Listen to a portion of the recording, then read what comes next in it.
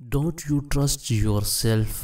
کیا آپ کو اپنی ذات پر بھروسہ نہیں؟ جو لوگ خود اعتمادی سے عاری ہوتے ہیں اور شرمیلے پن کا شکار ہوتے ہیں وہ دراصل خوف زدہ ہوتے ہیں، کیونکہ انہیں اپنی ذات پر بھروسہ نہیں ہوتا۔ جب وہ دوسرے لوگوں سے ملتے ہیں تو ان کی پریشانی اور بدحواسی دیکھنے کے قابل ہوتی ہے۔ وہ گھبرائے ہوئے نظر آتے ہیں اور ان کا ہر انداز بے ربط دکھائی دیتا ہے۔ یہ پریشان حال لوگ دوسروں سے ملنا اور انہیں دوست بنانا چاہتے ہیں، لیکن جب ایسا کرنے کا موقع آتا ہے تو ایک عجیب و غریب نفسیاتی الجھن ان پر مسلط ہو جاتی ہے اور وہ اپنے مقصد میں ناکام رہتے ہیں۔ افسوسناک بات یہ ہے کہ ایسے پریشان حال شخص کو یہ معلوم نہیں ہوتا کہ جو نفسیاتی الجھن اس پر مسلط ہے وہ اصل میں اس کی اپنی پیدا کی ہوئی ہے۔ اگر ایسے شخص کی بچپن کی زندگی پر نگاہ ڈالی جائے تو معلوم ہوگا کہ موجودہ نفسیاتی الجھن کی جڑ بچپن کی زندگی میں دور تک پھیلی ہوئی ہے۔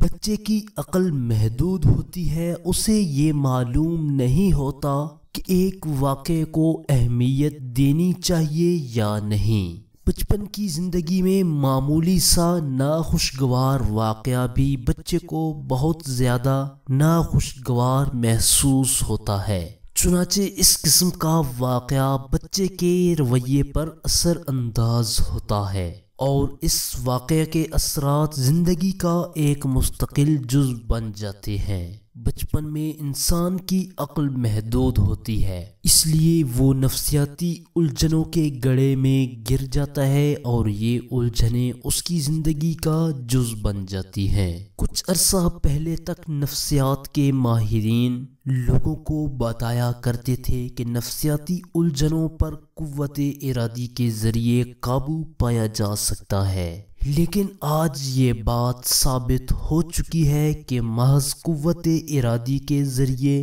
ان الجھنوں پر قابو پانا ناممکن ہے۔ نفسیات کے موجودہ ماہرین کا کہنا ہے کہ نفسیاتی الجھن سے نجات حاصل کرنے کے لیے ضروری ہے کہ پہلے اس الجھن کی تہہ تک پہنچا جائے اور پھر اس الجھن سے نجات حاصل کرنے کا طریقہ دریافت کیا جائے۔ لوگوں سے میل ملاپ اور دوست بنانے کے لیے خود کو مجبور کرنا ضروری نہیں، بلکہ ضروری یہ ہے کہ آپ اپنی الجھنوں کے تجزیے کے بعد ایک صحت مندانہ نقطۂ نظر پیدا کریں۔ اگر آپ نے ایک صحت مندانہ نقطۂ نظر پیدا کر لیا تو آپ کی شخصیت میں خود بخود خود اعتمادی پیدا ہو جائے گی اور دوست بنانے کے فن میں مہارت حاصل کر لیں گے۔ لوگوں کی دو بڑی قسمیں ہیں۔ پہلی قسم تو ایسے لوگوں کی ہے جو ہنگامہ خیز زندگی گزارتے ہیں اور لوگوں کے ہجوم میں خوش رہتے ہیں۔ ایسے افراد نئے لوگوں کے ساتھ ملنے جلنے میں خوشی محسوس کرتے ہیں اور زندگی کے ہنگامے میں بھرپور حصہ لیتے ہیں۔ ایسے لوگ بہت کم شرمیلے ہوتے ہیں۔ دوسری قسم کے افراد وہ ہیں جو لوگوں کے ہجوم سے نفرت کرتے ہیں۔ ان کے ایک یا دو مشاغل اور چند دوست ہوتے ہیں جن میں وہ مگن رہتے ہیں۔ ان افراد کی زندگی بیکار نہیں ہوتی لیکن افسردہ اور خاموش ضرور ہوتی ہے، اور ایسے افراد عموماً شرمیلے ہوتے ہیں۔ شرمیلے لوگ بعض اوقات اپنے شرمیلے پن کا یہ علاج دریافت کرتے ہیں کہ طبیعت چاہے یا نہ چاہے لوگوں میں گھس جاؤ اور تعلقات پیدا کرو، چاہے یہ سارا کام اپنے مزاج کے خلاف ہی کیوں نہ ہو۔ فار ایگزامپل ایک شخص کسی خاموش تالاب کے کنارے بیٹھ کر مچھلیاں پکڑنے میں خوش رہتا ہے اور لوگوں کی محفل میں شریک ہونا پسند نہیں کرتا، لیکن اس کے باوجود ایک روز وہ کلب کا ممبر بننے کا فیصلہ کرتا ہے، کیونکہ اس کا خیال یہ ہوتا ہے کہ اگر وہ کلب کا ممبر بن جائے گا تو اسے مجبوراً لوگوں سے بھی ملنا پڑے گا، اور اس طرح وہ اپنے شرمیلے پن پر قابو پانے میں کامیاب ہو جائے گا۔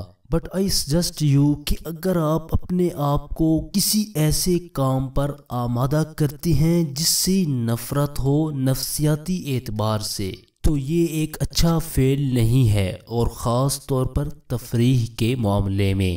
So guys, this was our topic today. Next video تک کے لیے ہمیں اجازت دیجیے، اپنا بہت سارا خیال رکھیے گا۔ اللہ نگہبان۔